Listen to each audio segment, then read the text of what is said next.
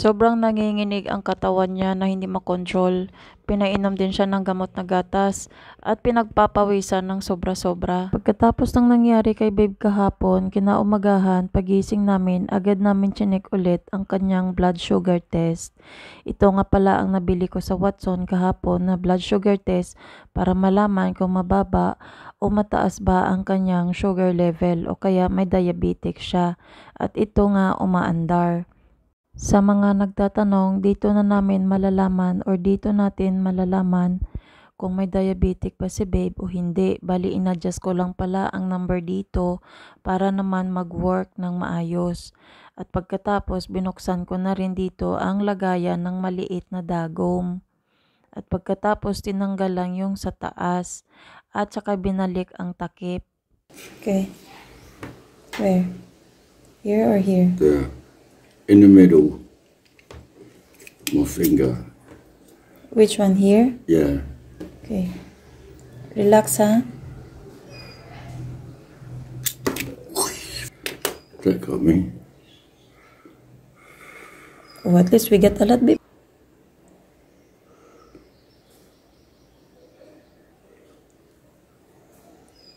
Ito nga pala ang pangalan ng mga device na ginamit ko para itest sa blood sugar ni babe.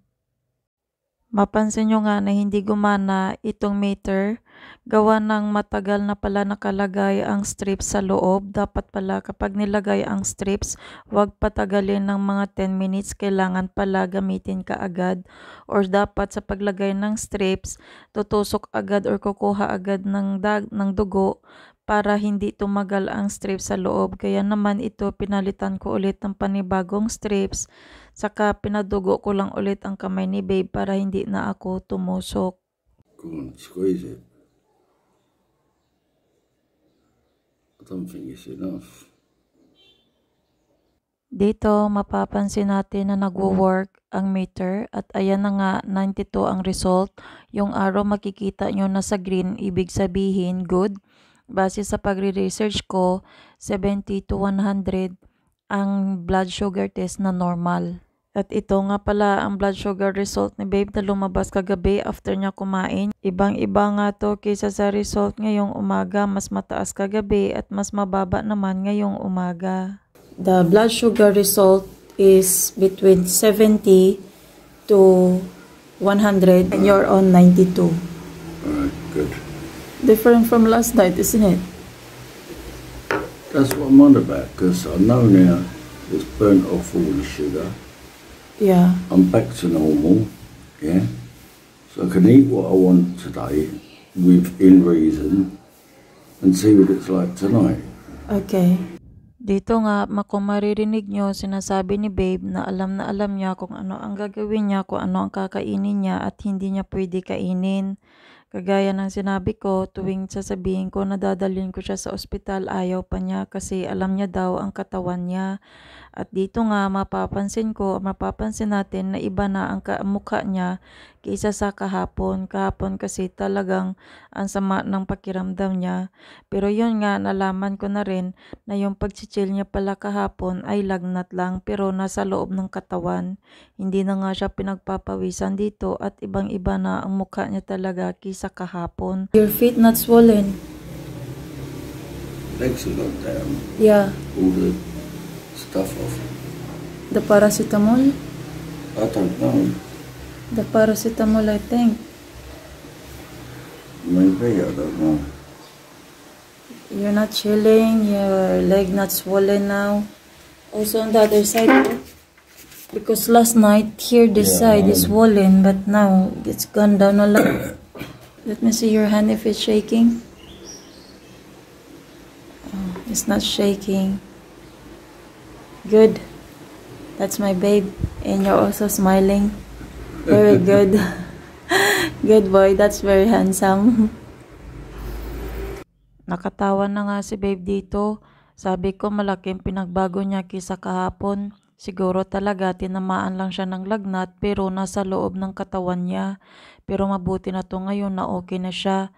Binibigyan ko lang pala siya ng gamot every 4 hours. Binigay ko nga sa kanya itong bell para kapag kailangan niya ako, pipindutin niya lang to. Tapos maririnig ko siya na kailangan niya ako. Kailangan ko kasi pumunta sa labas para maglaba, gawa ng marami akong labahan din. So ito nga, biniling ko ito sa kanya habang matutulog siya. Dito rin, habang natutulog si babe, hindi na nga rin pala siya naka-oxygen. Unlike kahapon na all day, all night, naka-oxygen siya, gawa ng hinga po siya sa paghinga. Masaya ako at bumubuti ang pakiramdam niya ngayon. At ayan, nakakalakad na rin siya para magpahangin kahit hanggang dyan lang sa may bintana sa loob. Okay na yan, mahalaga nakakalakad na si babe ng maayos. Paracetamol Rexidol nga lang pala ang binibigay ko kay babe at binibigay ko ito sa kanya kada 4 hours, yun kasi ang sinabi ng doktor. Dito nga, nagfi-Facebook na si babe. O ayan o, magaling na kasi siya, okay na siya. Kinagabihan, nag-request nga si babe na gusto niya ng pork curry. Ngayon nga lang pala ulit makakakain si babe ng ganitong pagkain. Normally kasi araw-araw ang kinakain niya puro low carb. At dahil request ito ni babe, special pork curry ang ulamin namin ngayong gabi.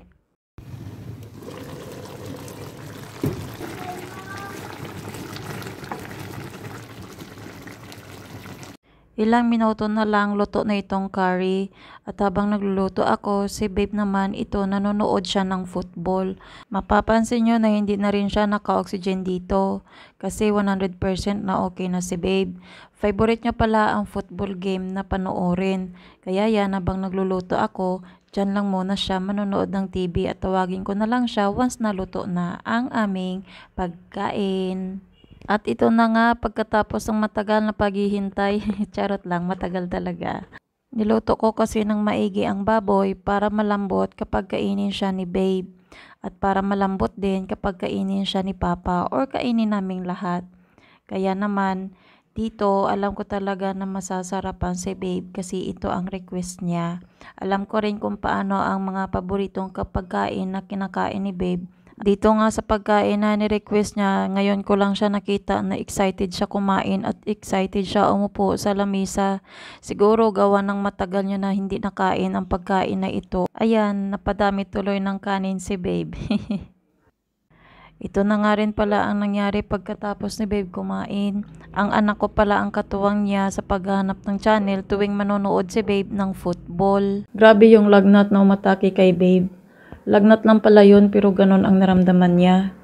Pero at least lumabas yung lagnat niya at ngayon okay na siya. Sinusundan ko lang siya ng painom ng gamot tuwing 4 na oras kasi yan ang bili ng doktor. Hindi na rin napunta ang doktor dito sa bahay gawa ng naging okay naman si babe.